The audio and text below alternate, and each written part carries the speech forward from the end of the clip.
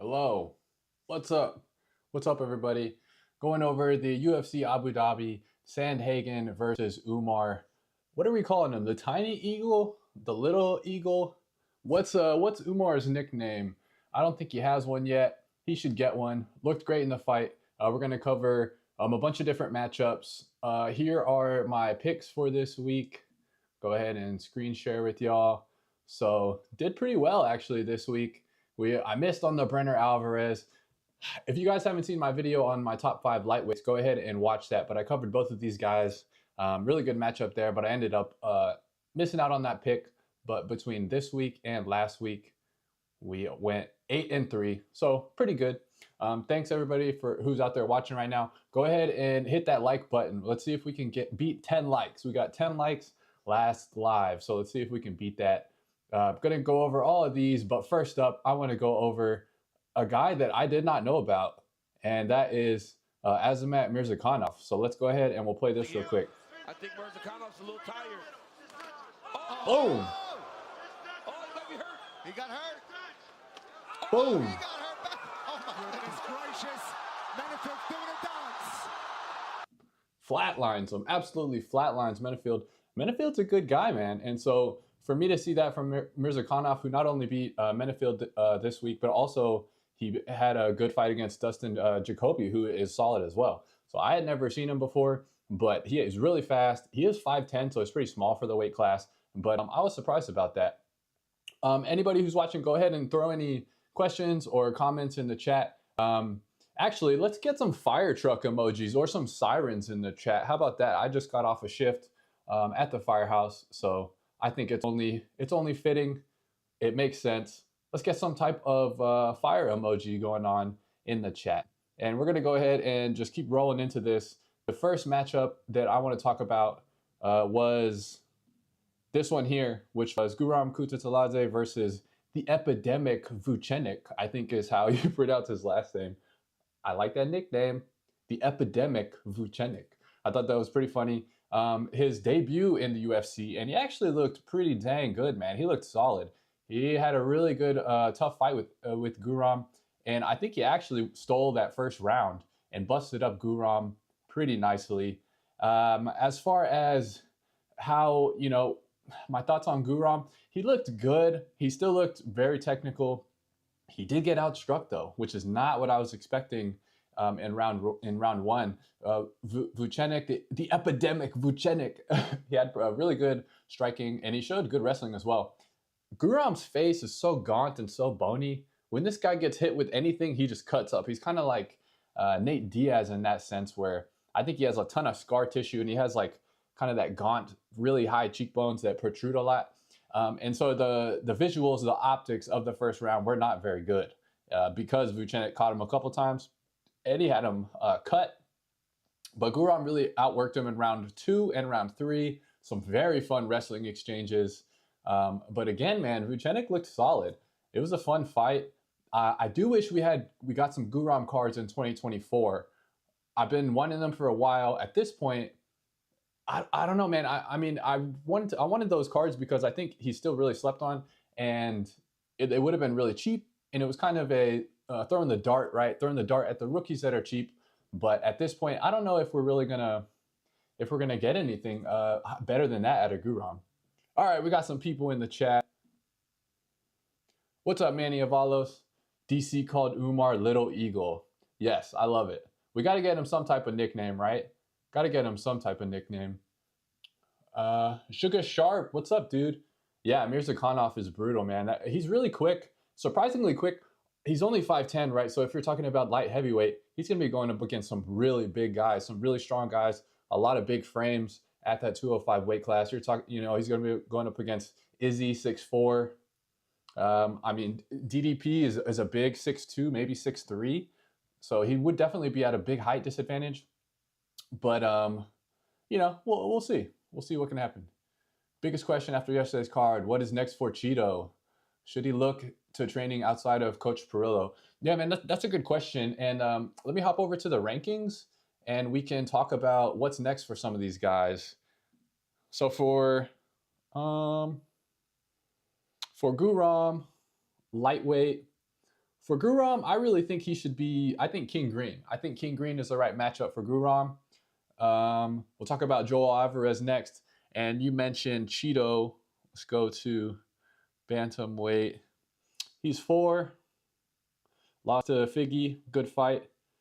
You know, you got Font, Kyler Phillips. I mean, he's got to go down, right? He has to be fighting down in the rankings at this point, especially with a really, he got battered. Let's be real. He got battered by Sean O'Malley. So he's definitely got to fight down. He loses a pretty close fight to Davison, but I thought that Figgy really kind of controlled every round, and I didn't really necessarily think that he was ever in trouble in that fight. So that's kind of what I would think for that. But overall, you know, it is what it is with Chito. We'll talk about that in a second, but he's kind of just always got that MO where he just starts too slow and he can't get active. He just can't get active enough.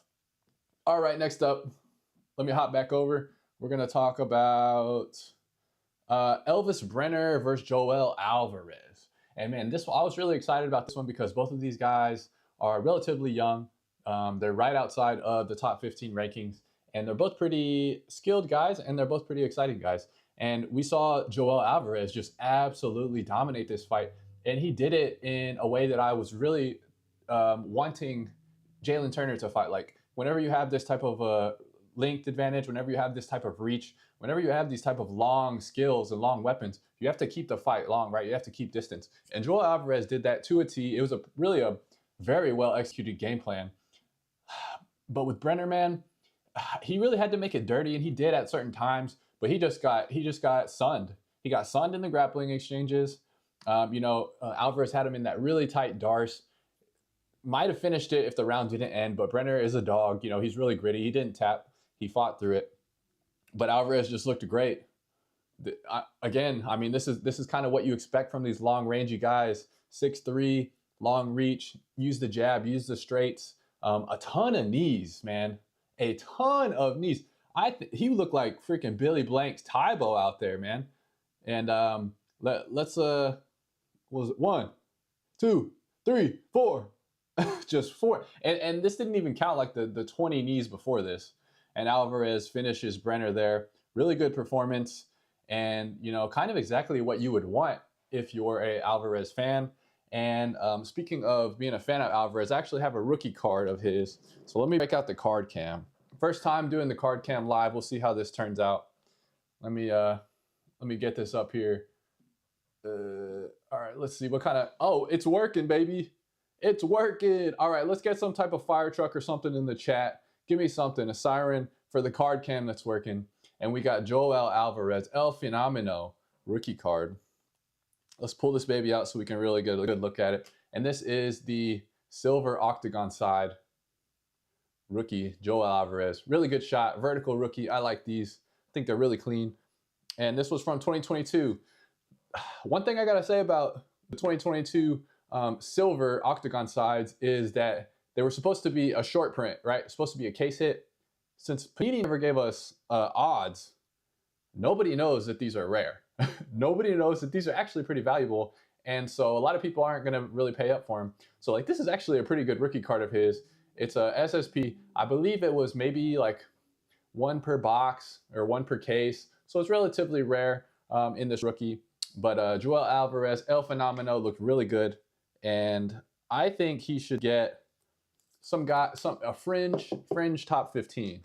I think maybe skill-wise, he would match up well with Patty. I would like to see that, but I don't think they're going to give Patty Joel Alvarez. It doesn't necessarily make sense as far as big name recognition goes and as far as hype goes. It doesn't really make sense. But El Fenomeno with a phenomenal performance with the Billy Blank's Tybo knees. Yeah, I don't necessarily think he deserves a ranked opponent, but I do think King Green would be a good matchup for him. But King Green does have some name recognition at this point. A lot of people are starting to follow him. He is pretty entertaining, even though he's dropped a couple fights recently. And I think that Alvarez would match up great against him, and it'd be a stand-up battle. They could both showcase their striking. Let's book it. Once Alvarez, or if Alvarez beats King Green, then next fight we're looking at a ranked opponent near 10 to 15 in the rankings. And I got a question for y'all in the chat. Question time. we're going to be doing the Price is Right Jeopardy style question time. I want first person to answer it is going to win nothing, but you will win bragging rights. What price did the highest selling Elvis Brener card sell for this year? What's your guess on that?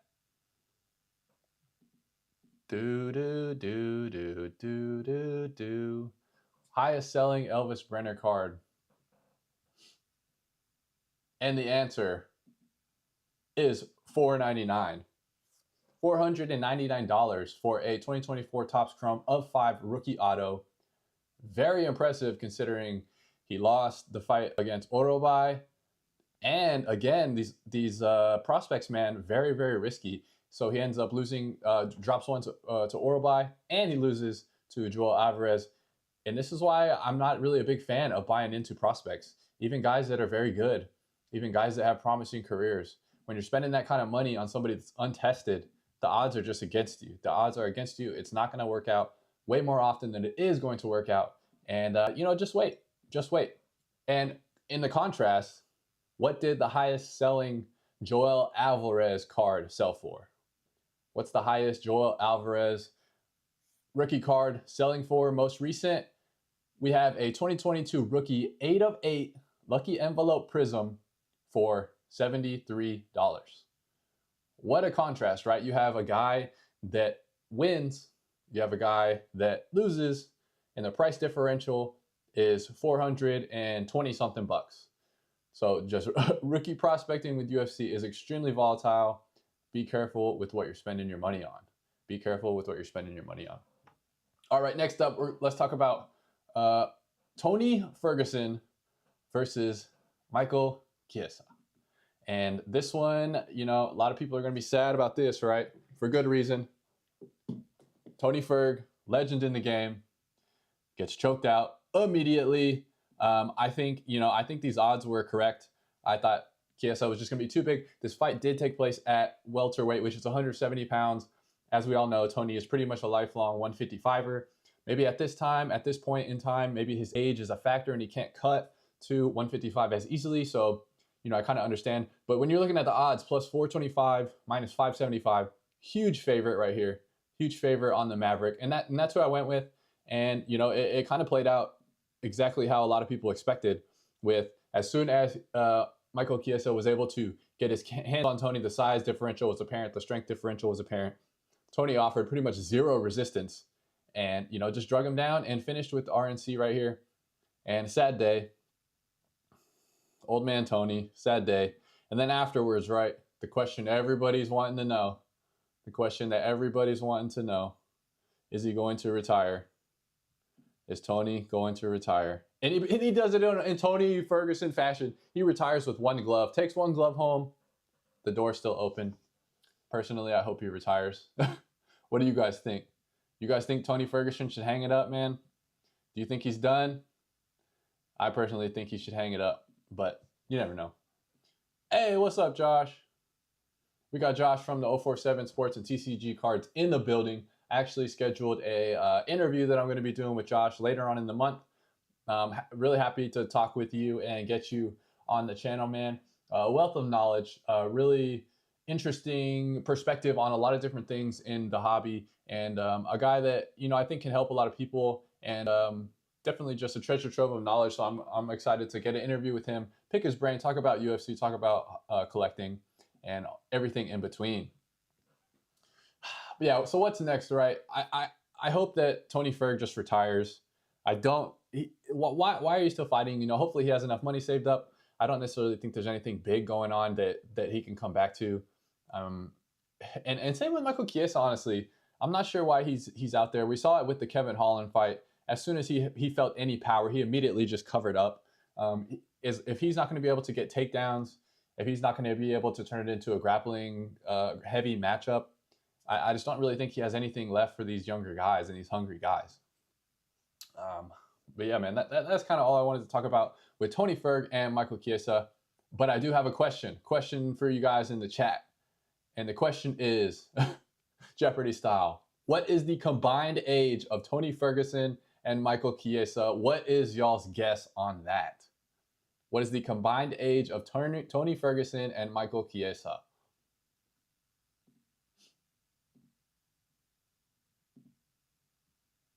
Hello. Is there anyone out there? I'm just floating in space right now, rambling to myself, which is basically, that summarizes my entire YouTube, just talking to myself in outer space. The answer to that, what is the combined age of Tony Ferguson and Michael Chiesa, was 76 years old. Just two guys that are kind of, at the tail end of their career. Josh with 82, close. A little old on that guess, but I mean, I was surprised that we were in the 80s, honestly. And to see the fall with Tony Ferguson is, I mean, this is just how it goes, man. Everybody ages. Father Time is undefeated, and that's life, right? We all age out. All right, next up, we got Chito Vera versus Figgy, man. And this was an interesting matchup, in my opinion, and one that was honestly kind of tough for me to pick. And I ended up going with Figgy, so I got that correct.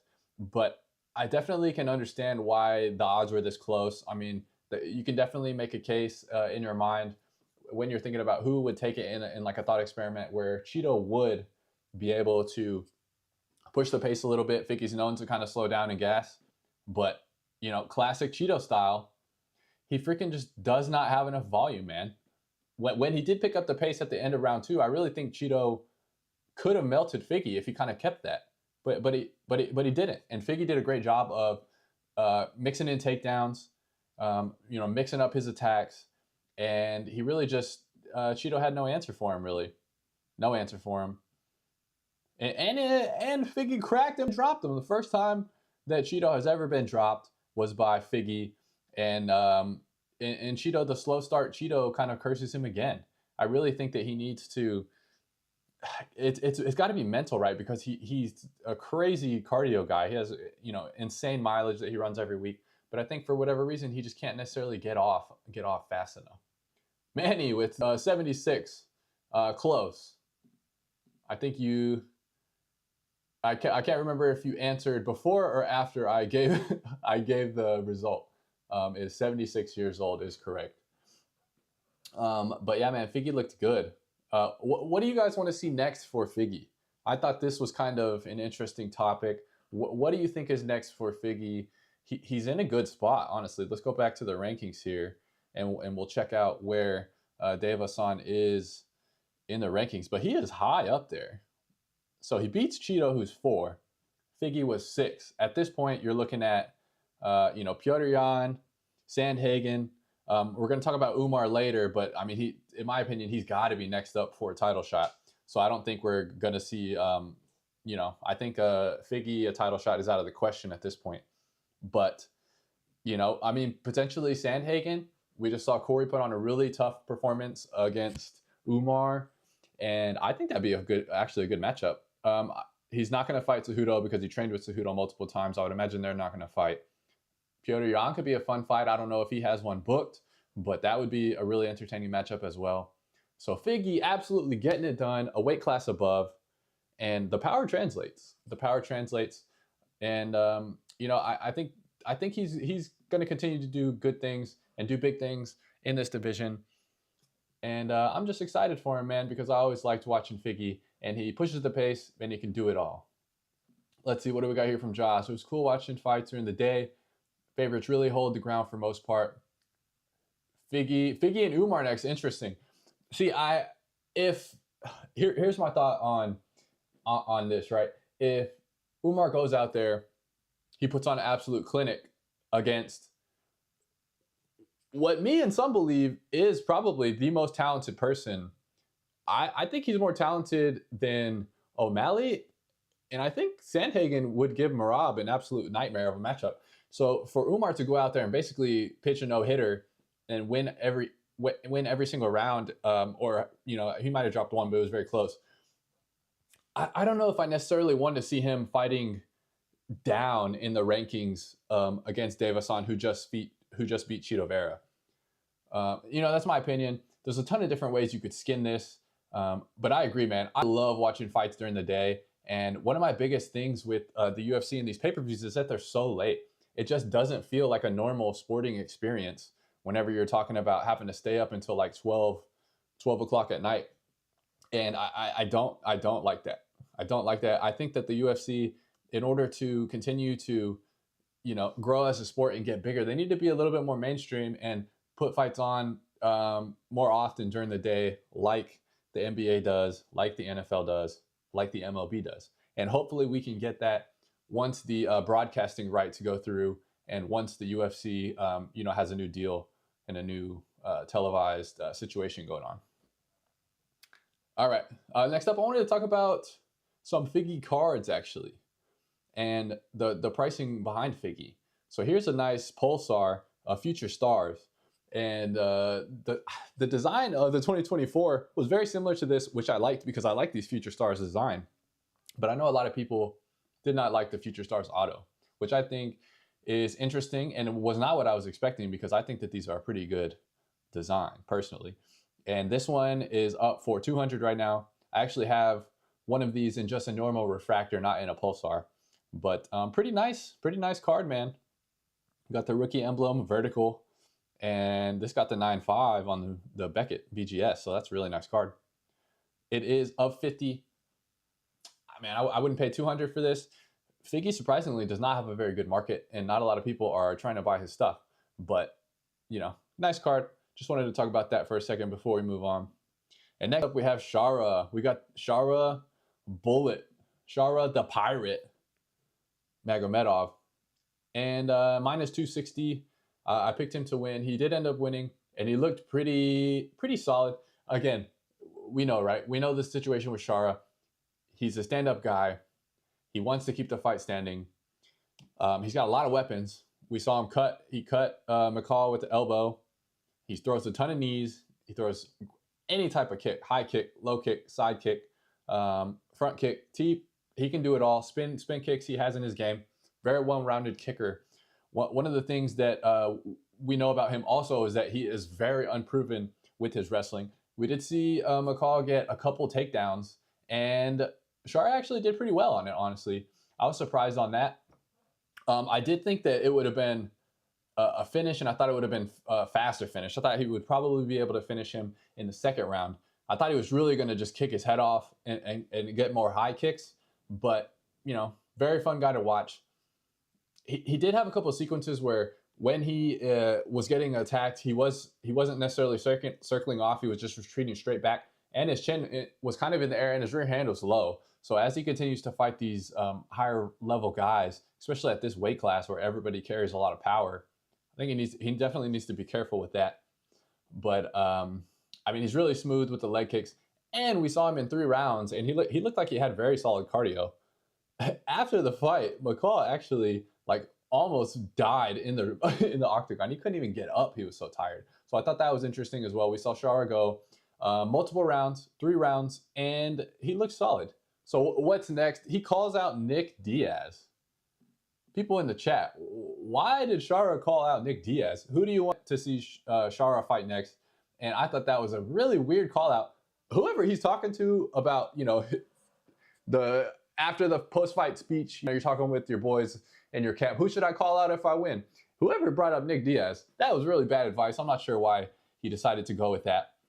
Let's go ahead and we'll go over to the rankings and see if anything makes sense there with him fighting anybody. I don't think he's ready for any of these guys, honestly. Chris Curtis would be a fun matchup, though.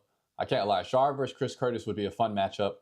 I think that Chris would stand and fight him and box him.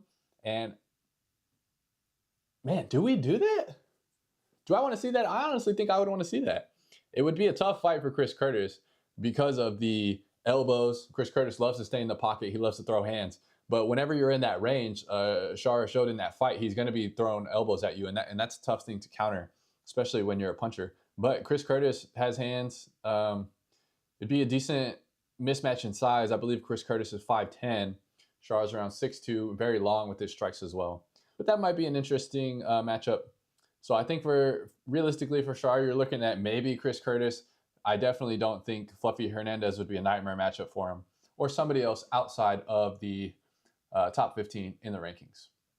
What's y'all's thoughts on Shara? Do you think he's a hype train? Do you think he got fraud checked? I've seen a couple of people talking about that online. Personally, I don't think he got fraud checked, but I do think that he still has a lot of work to do, and I think that that is a fair assessment to say. Talking about some of the cards, card world. Let's check out some of Shara's sales recently. So we have this 24 Topps Chrome Rookie Refractor, 3 of 10, Black Refractor for $700. Again, man, guys, the prospecting is so scary. I mean, you're looking at a guy that he has 0 ranked wins. He has a tough fight against McCall, who is not great. I mean, he's not bad either, but like he's not great. And people are paying $700 for his cards. I mean, you're looking at, you can get some OG top of the line cards for $700 of some of the best that have ever done it. So man, just be careful on prospecting. I'm gonna continue to die on this hill every single time. Be patient, let them achieve something before we're buying in big. Because as we've seen in the past, like we're gonna look at Umar's pricing, he's on the precipice of a title shot, and his pricing is barely moving at all from what it was during his rookie year. And I think that's really important. I think that's something that we need to continue to pay attention to and continue to try and be disciplined whenever we're talking about spending money on these guys. Spending money on these guys that have not achieved that much. It's a nice gold though for 180. That's a much more reasonable price. I know it's a higher parallel, but what else we got? Got some blue of 75, 120. Yeah, so a lot of cards selling around 100 for Shara. Shara, the Pirate, the Bullet. Love the nickname. So what do you guys want to see next for Shara? I personally don't. I didn't like the Nick Diaz call out, but I don't have too much to say on Shara, the Bullet. Besides his cards being very high and still being a very unproven prospect. And we've got the main event. Cory the Sandman Sandhagen versus Umar Nurmagomedov. All right, we're at 6 likes. We got to get double digits, guys. If you're watching and you haven't liked, go ahead and please hit that thumbs up. If you're watching and you don't know who I am, I'm Zach. I talk about UFC, talk about cards. And go ahead and subscribe if you like UFC card content or UFC in general. I love talking MMA and I love talking fights. Let's get that like count to double digits if it's possible. We were in here last week and we got to 10. So I want to try and get 11. Can we improve? Can we improve? We'll find out. But back to Cory and Umar. Oh, we're up to 7. Hell yeah, whoever did that. 7 likes. Talking about Cory and Umar, man. Umar looking good. Hey, the Khabib haters, the Team Khabib haters are not gonna like this one. 64-0 with Umar, Usman, and Khabib Nurmagomedov. I really wish they would have included. Now, obviously, if you include Islam in this, you do have a loss. So I guess it's not as catchy of a headline. But when you just look at Team Khabib's camp, hell of some fighters, man. Hell of fighters in that camp. And we know that we saw Umar win last night against Cory Sandhagen, and he looked very good. Objectively, he looked very good, whether you like him or you hate him. He looked damn good in there, and he outstruck Cory Sandhagen, which is probably one of the most well-rounded strikers in the division. And then we have Usman, Bellator fighter, 17-0, very good fighter. He did have it's not a steroid because it was a banned substance, which is basically, I think it was a medication that he got caught for. It wasn't like test, it wasn't Dianabol, it wasn't any performance enhancing drug like a steroid that you would normally see. But, definitely some drama there in that camp. But I would like to see him in the UFC eventually, and I think that is what's going to happen. And then, of course, the Eagle, Khabib, 29-0. So really cool if you're a fan of these guys to see Umar go out and tear it up like that. Here's some of the striking stats, which I thought was really the biggest headline of this fight. To me, the biggest headline of the fight was that Umar was able to outstrike Cory Sandhagen. Not how anybody saw it going, but crazy. Okay, I see we got a little movement in the chat. Let's see what we got. Dustin J. I want to see him fight Paulo Costa. Oh, you talking about Shara? That's actually That would actually be a fun fight. Let me go back to the rankings and let's take a look. Let's take a look at that. See how much sense that makes. Paulo Costa's 8, so that'd be a big jump, man. Big jump. Now, stylistically, I think that would be an absolute banger. Also, is it crazy to say that Shara might be able to win that fight? I don't think that's crazy at all, honestly. Costa's got power, great boxer, actually has pretty good kicks too, underrated kicks. But I mean, if it's standing, Shara's got a lot of weapons, dude. A lot of weapons. So I like the Paulo Costa matchup. Let's get Shara another win, see what happens with Paulo, and then let's make that happen, especially if Costa loses. And if he loses again, he's going to be, he'll be bottom of the rankings, maybe somewhere, 11 to 15. That'd be perfect matchup. So I like that. That makes sense to me. Skill-wise, it makes sense to me stylistically. I think it would be good. And get the sub count to 800. Man, I've been stuck, dude. I've been stuck on, like, right there. I've been stuck right there, 797 for like a week or two, which is funny because I've had a couple of videos come out that got a lot of views. It must just be the same people watching them, or the videos are not good and people just don't want to sub, which could be the case. But thanks, Dustin, for answering. Let's see what else we got. Cory came out strong in the first round and the second. Yeah, close rounds up front. Another thing with Umar, let me get back over to Umar on the strike stats. So we see Umar go 5 rounds, which was a legitimate, I'm not going to say concern, but was a legitimate question. How is Umar Nurmagomedov going to handle a 5-round fight? The answer, flawless. He did, I mean, I think he was the more fresher fighter in the later rounds, which is wild to say, especially when, if we look at the takedown statistics, especially when you shot and you've tried to get 13 takedowns and you've only landed 5 of them, which I say only landed, that's a lot of takedowns. It didn't seem like he landed 5 takedowns, but that's what happens when you're spamming them, every round. That's at least 2 or 3 takedowns per round, which is a great game plan to keep it well-rounded, especially when you're throwing this many strikes. And Cory fought well. He's a great fighter, super well-rounded. I thought whoever won this is going to be the favorite, in my opinion, versus whoever wins out of Merab and Sugar Show Sean O'Malley. And this was a really fun fight. It's the best of the best in the division. I was happy that Cory gave a lot of props to Umar after the fight.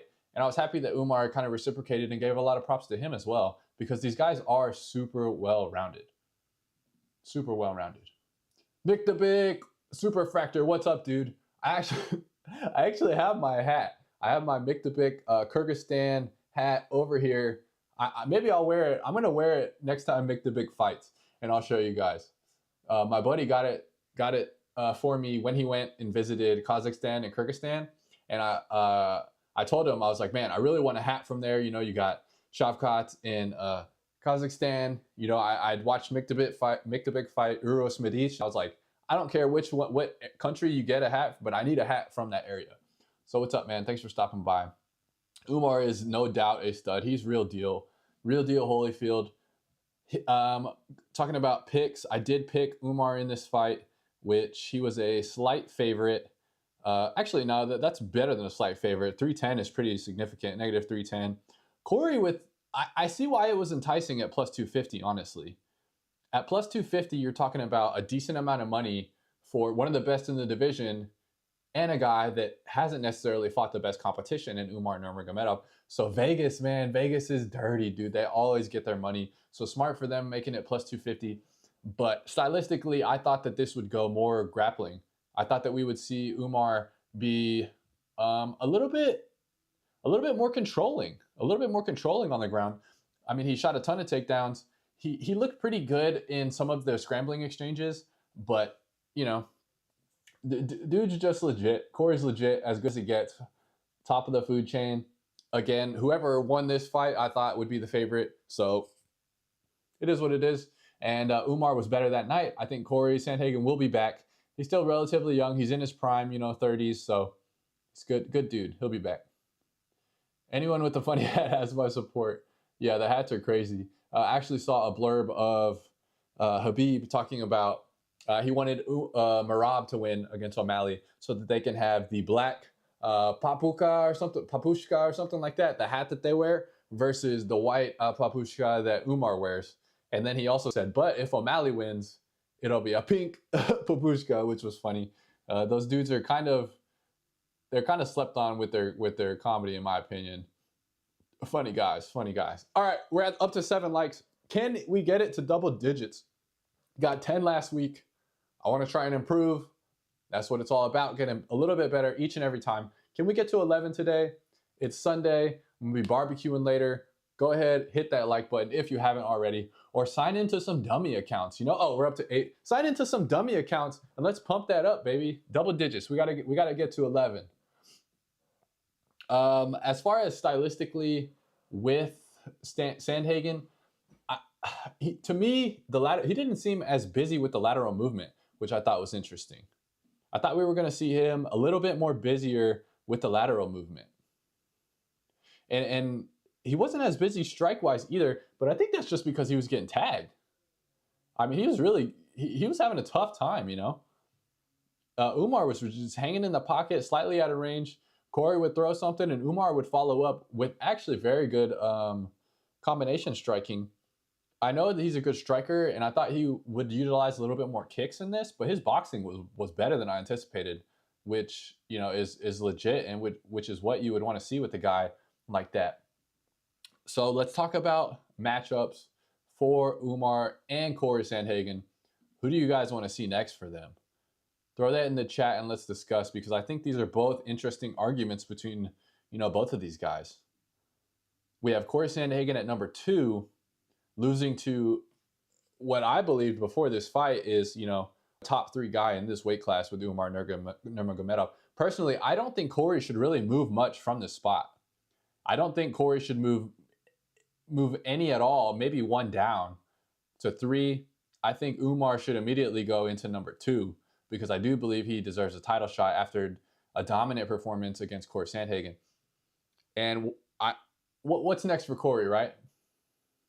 I want to hear from you guys. What do you think, Cory Sandhagen? Who do you think he should fight next? Because it's really a tough experiment. Do we see him and Jan? Definitely not Chito. I mean, Deiveson just won and beat Chito. I think that might be a good matchup. We could see Deiveson Figueiredo versus Cory Sandhagen. That would be fun. Both pretty well rounded.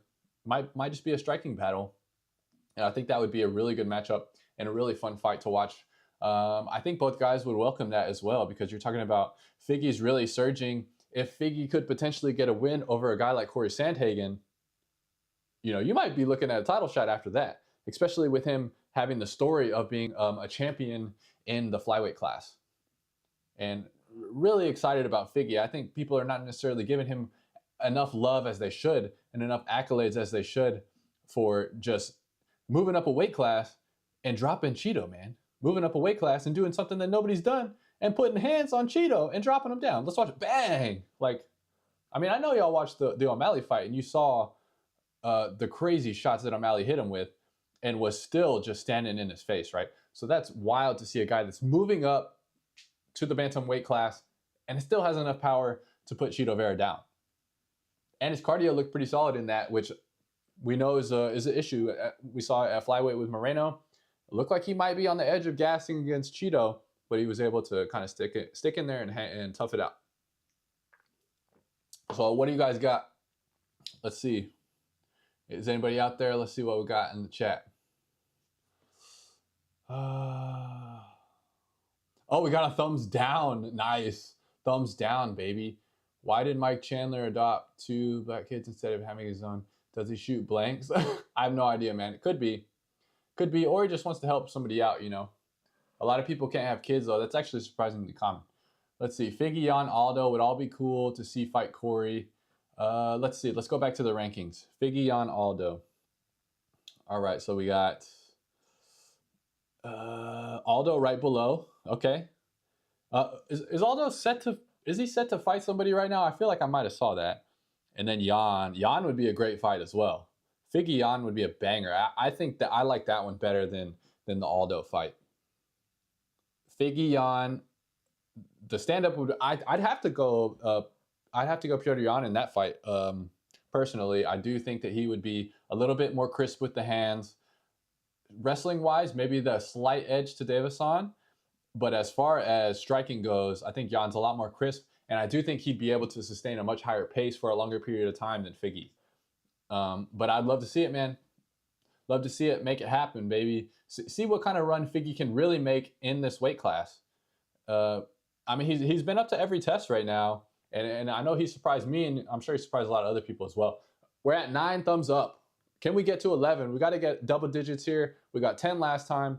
See if we can get to 11 this time with the second ever live stream. Hope you guys are enjoying it. Just wanted to talk about some fights with y'all and have some fun, you know?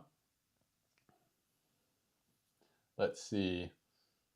Oh, we didn't talk about what was next for Umar. Do you guys agree that he deserves the title shot next? What's the talk here? Personally, I think he does deserve the title shot. I mean, you're talking about a dominant performance against Cory Sandhagen, who is top of the food chain. 10 likes, one more, and we got our goal. You know, Cory Sandhagen, top of the food chain as far as he's not necessarily the best at any one thing, but he is for sure one of the best at being well-rounded, at being a true MMA fighter. He really has no glaring weaknesses. He's really solid at everything. And Umar was a better striker than him, which I don't think anybody was expecting, especially the volume that he was able to throw and land in the percentage.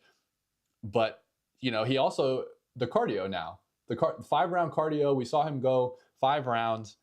What would happen with Merab, man? What would happen in the scrambles with him and Merab? I think that would be insane. Gem! What up, baby? Gem card collecting's in the house. All right, what do we got? Umar versus Jan would be a banger. I do think Umar deserves title shot. I agree, man. I think he deserves a title shot. And we're not even talking about the money aspect of this, right? We're not even talking about the money aspect of the UFC being able to push another Nurmagomedov. Love them or hate them, he has the Khabib wave, right? He's got the Khabib wave. He's got the Dagestan wave. A ton of Russian fans, ton of Muslim fans.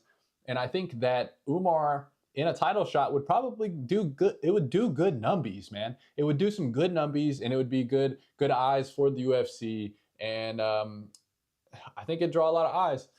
So that's kind of my thoughts on Umar being in the title shot. What else we got? Thanks for stopping by, Jim. Appreciate you, brother. Oh, 10 likes. One more, baby. We're there. We got 1 dislike, too. I love it. Hater out there. Umar gets the title shot. Undefeated. Nurmagomedov just beat number 2. Yeah, see, I saw a lot of people talking about this exact topic, right? And the main pushback against Umar getting a title shot was he's only beat one guy. He's beat one guy that was high up in the rankings. And my response to that is, if you beat a guy that's number 2 in the rankings, you deserve to be there at number 2 in the rankings. Now, maybe if the fight went differently and it was very close, you know, comes to mind when we're talking about Cory Sandhagen, him and Dillashaw. I thought Sandhagen easily won that fight, in my opinion. And now maybe if Umar wins a fight like that, then I kind of agree he doesn't necessarily deserve a title shot. But to fight that well against a guy that's 2 in the rankings, you deserve to be upper echelon. You deserve to be right there. And with Merab and O'Malley set to fight very soon, the timing actually makes a lot of sense too. You could probably get a quick turnaround and get somebody in there for the title shot against Umar. So for me, it's kind of a no-brainer, in my opinion. What up, Jem? I'm definitely not one of those haters. I'd love to see Umar as champ. Okay, this is an interesting topic as well. Why do people hate?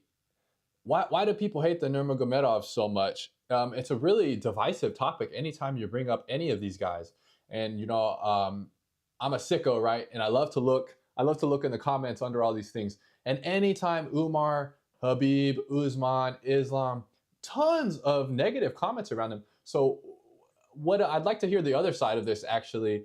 Why do people hate them so much? Is there a specific reason? Is it the style? You don't like the grappling? Why are they turning off so many people in this? And it's kind of an interesting thought experiment to know why people dislike the Dagestani wrestlers so much, especially when you're talking about guys like Umar, who, as this graphic showcases, Like I saw crotch sniffer a lot in the build up to this. This is not crotch sniffing, man. This is a very well-rounded MMA game plan. And I don't necessarily understand the hate. Islam gets it a lot too, but like Islam is a striker and he is handling people on the feet. So is it just ideological arguments? Is it salty Conor, ex-Conor fans? Like what's the deal there? And any input from the other side would be welcomed also. All right, check this chat. Let's see. Ooh, all right, I like this. Next fight. What's up, Dylan, by the way? Thanks for stopping by, man. One more like, and we've hit an all-time high with 11 likes. I would appreciate that very much. Next fight should be Cejudo versus Song. Figgy, Umar, Sean, Merab, Cory versus winner. Let's see. Okay, a lot to break down there. So we've got Cejudo versus Song. I like that. Dude, we haven't even talked about Song Yadong yet. I think Song Yadong is the guy that can really be a boogeyman for Umar personally. I think Song Yadong is a very tough fight for Umar. And besides Sandhagen is the one guy that I think before that fight could have took him down. I like Cejudo versus Song. I think Cejudo's kind of aging out, so I like giving him kind of a younger guy. We saw a really good performance with Petr Yan versus Song, so I think Cejudo and that would be a fun one. Next up, we had Yan versus Figgy. Petr Yan versus Figgy. We talked about that earlier. I totally agree, Dylan. I think that's a great matchup. Makes sense for both guys. I'd probably have to lean Yan there. If we're talking about stylistically and what both guys do best, I'd probably have to lean Yan. And then lastly, Umar versus Sean and Merab. Cory versus winner. Okay, so I see. So you're letting Cory sit out a little while. Umar versus Sean and Merab, which it seems unanimous today in the chat, which I was surprised about. And then Cory versus the winner of that. Oh, Cory versus winner of Aldo versus Batista. I'm not even sure. Let's see, who are we talking about here? Mario Batista. Oh, the guy that beat Ricky Simon. Yeah, I could see it.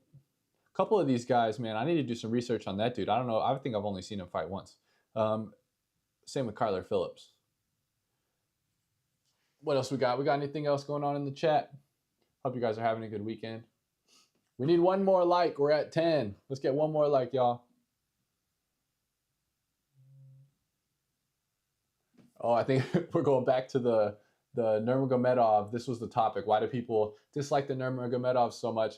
I find myself getting into way too many beefs on Insta over this topic. Yeah, I try not to engage on that type of stuff, honestly, man. I just think it's interesting to see so much when people hate so hard, and it seems to always be around like this camp. Dustin says, I think it's because they're knocking off some of our favorite champs, so it's got people in their feelings. Could be. I mean, whenever you're the best, people tend to dislike you.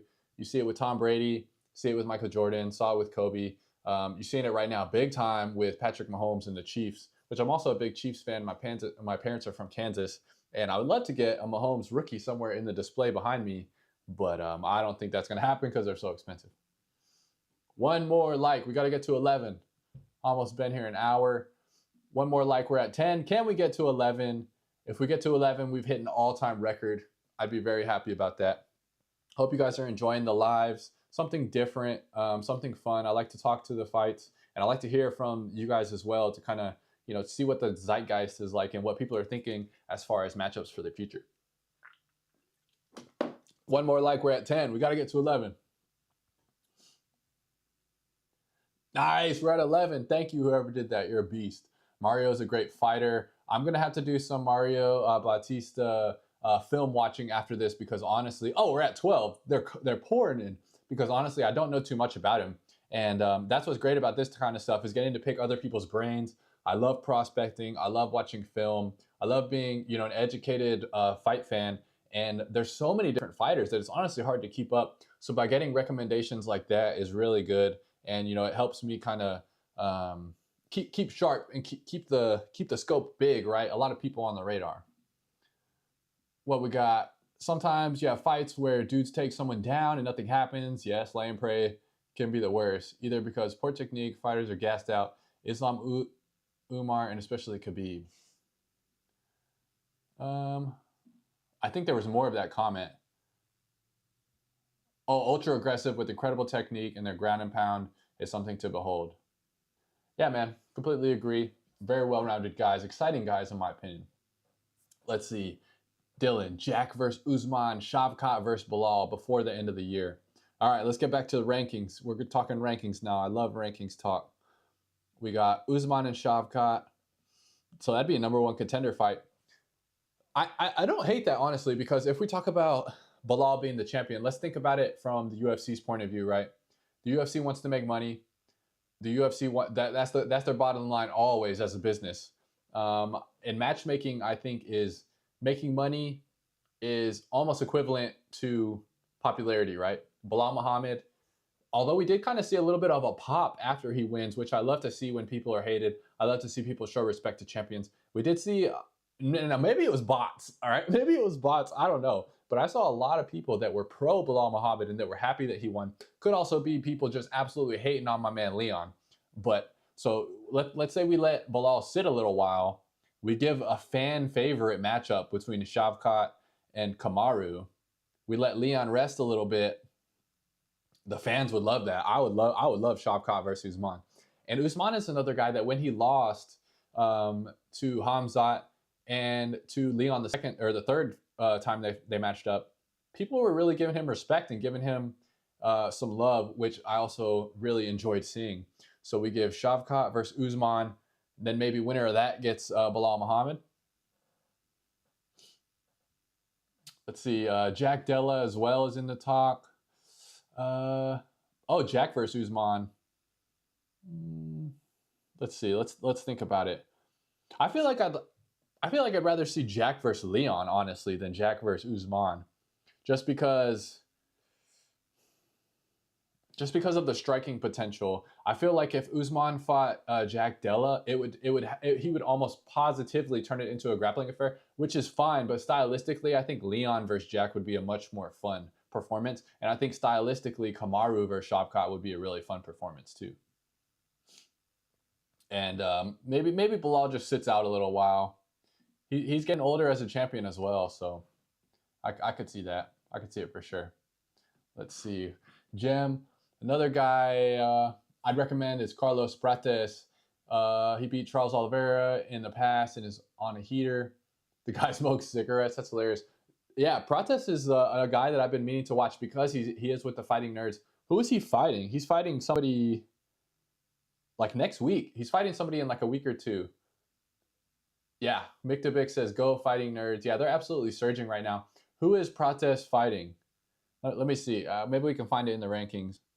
Because it's somebody pretty well known.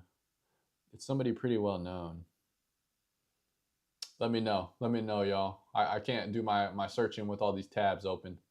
But thanks so much for everybody watching. I appreciate it. We got 9 viewers. Wow, 9 viewers.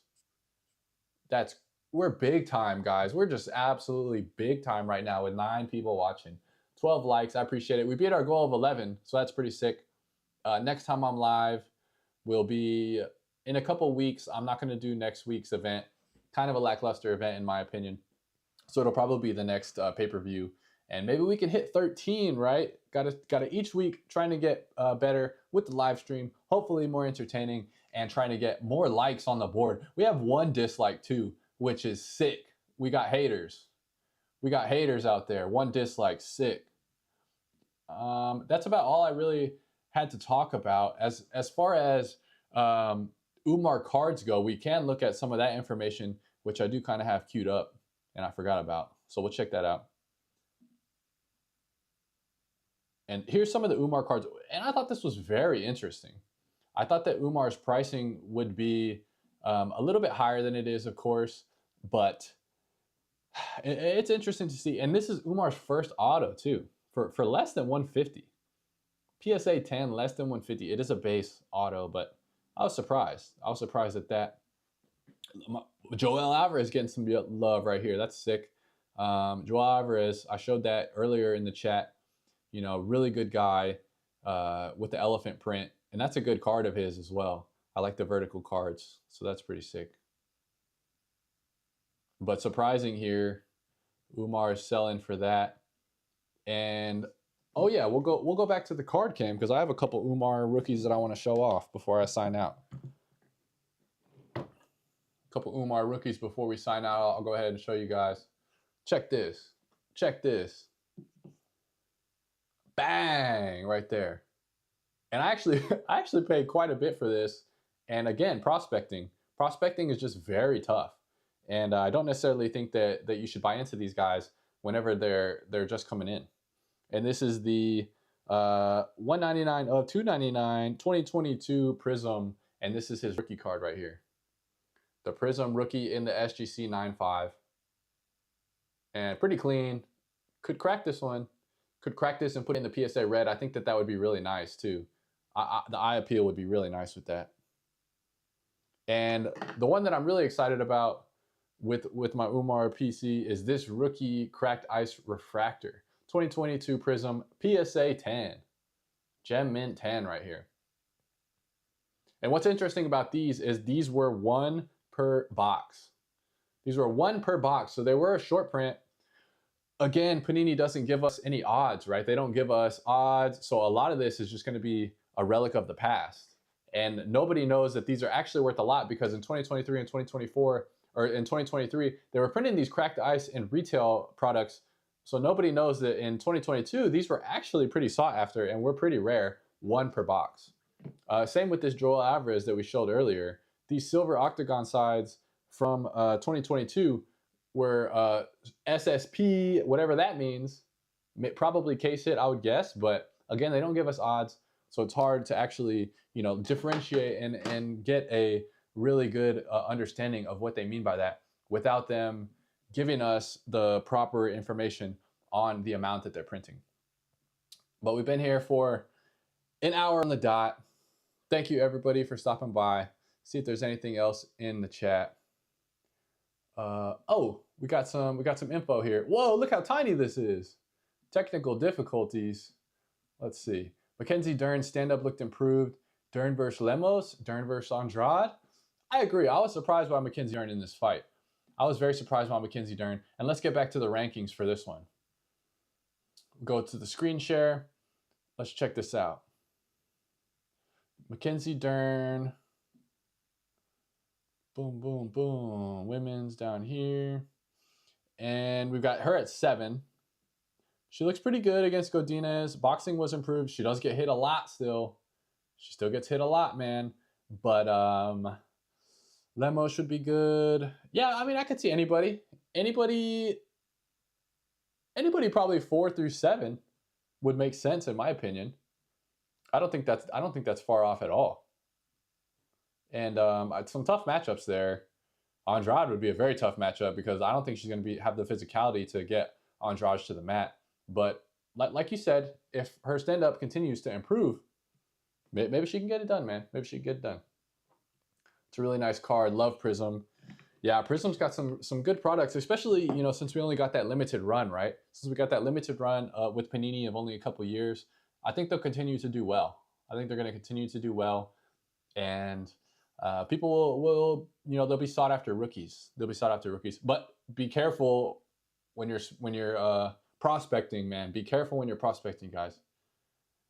Gem. Oh, Protest versus Jing Liang. That's what it was. Yes, and I think that's going to be a good fight. I need to do a little bit more film watching on Protest to go ahead and get a more educated guess on who I think is going to win. But I think that's going to be a fun fight because the Leech always brings it. The Leech always brings it, man. Dylan, do I also sell cards? Yeah, man, I buy and sell cards all the time. I open a ton of UFC products on the channel. That's kind of why I started even building the channel at all, was because I wanted to share, my passion for the fights and my passion for collecting my favorite fighters and talk about this with other people. So yeah, I also sell cards on eBay. Honestly, I'm not a great seller. I tend to be more of a collector than a seller, but I do like to rip products and see what's inside the products and try and share information and let people know, what's in them, what is rare, what's not rare, because a lot of people can't get their hands there.